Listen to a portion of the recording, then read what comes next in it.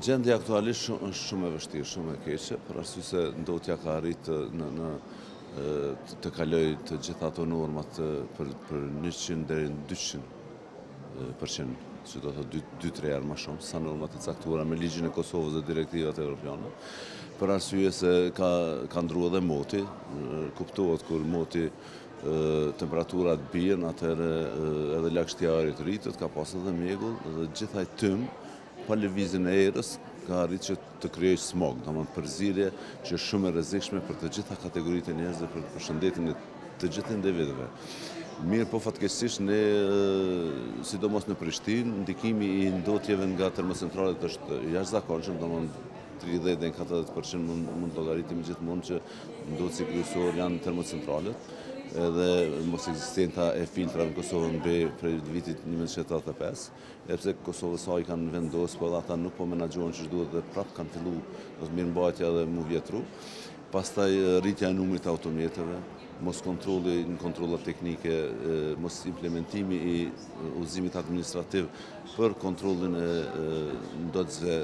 me burimet lëvizshme quhen, do të thotë automjeteve gjitha llojeve, rreth 400.000 automjete të regjistruara, automjete tjera transportuese, automjete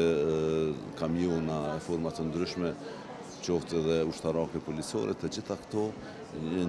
janë duke ndikuar shumë. Mirë po edhe ndezja e lëndëve, siç janë peleti e forma të ndryshme të pakontrolluara, që janë pelete jo me norma direktiva evropiane dhe ligjet tona, po janë pelete të përziera me forma të ndryshme të mbetjeve, qoftë mazutit, çapo di nafta, apo forma të ndryshme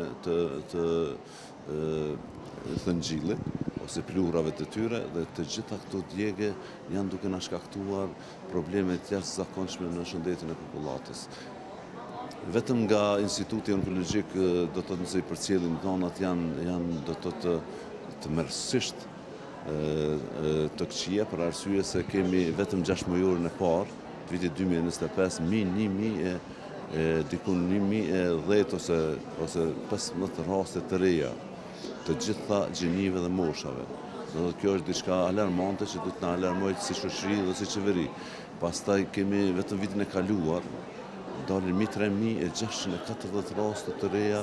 me kancere, me sëmundje maligne. Nuk themi se gjitha janë prej ndotjes së ajrit, po 40 deri në 50% sigurisht, sepse ndotja e ajrit është problem edhe evropian edhe botror. Mirë po, Kosova ballafaqohet gjithmonë njëjtë. Situata është ashtu sikurse para luftës edhe mbas luftës. Në ndikimi i qeverive, politikave tyre, ose mos implementimi i ligjeve që vetë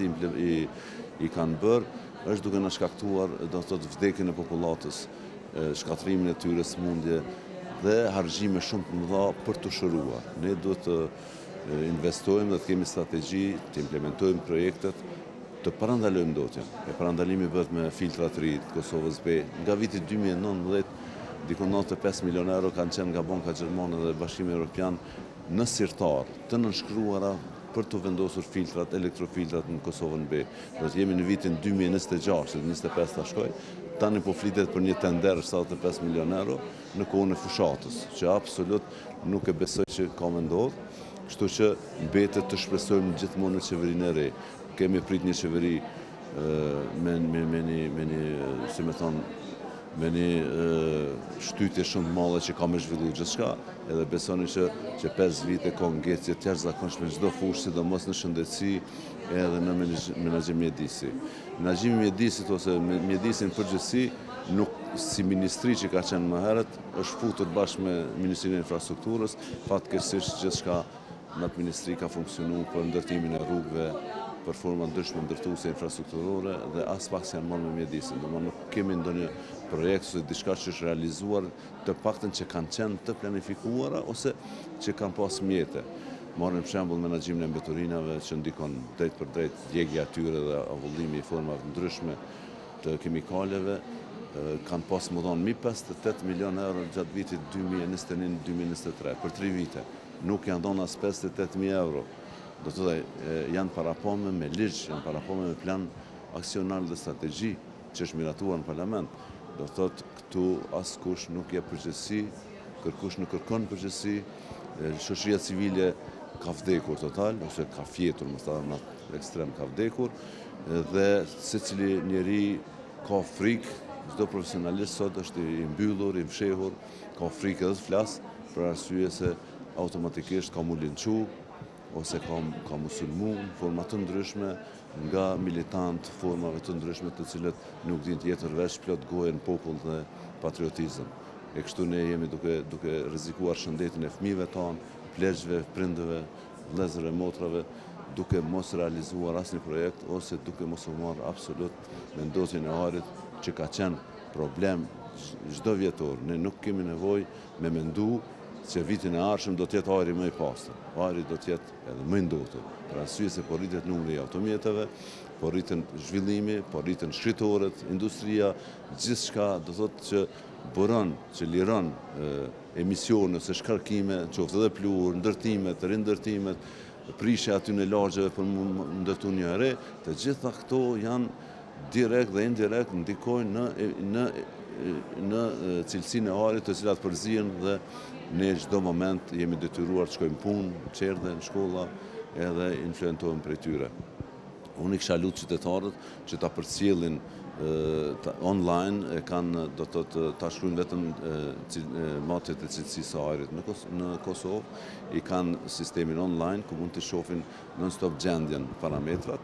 të cilët para 2 ore kanë qenë diku 169 mikrona, ose AQI-ja ka qenë shumë e lartë, 3 fish më e lartë se sa që është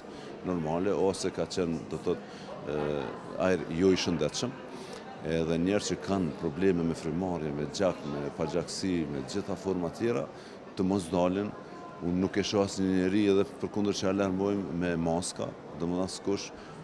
Jemi popull interesant, do thotë nuk përdorim maska, nuk përdorim forma të ndryshme të mbrojtjes ose vetë mbrojtjes nga këto çështje. Janë forma të ndryshme që Instituti i Shëndetit gjithmonë i paraqet ose në veçfaqe i ka, se si të mbrohemi nga këto ndotje, ta mbrojmë shëndetin tonë dhe të fëmijëve tanë. Do të thotë ne duhet mbyllim dritarët gjatë kohës kur është ndotja shumë e madhe, duhet të mos dalim pa nevojë, ose veç kur kemi nevojë shumë, të përcjellim gjendjen, ka forma të ndryshme të përdorimit maskave, të përdorimit të mjeteve ose pse jo dhe banave të tjera të cilët na rritin imunitetin,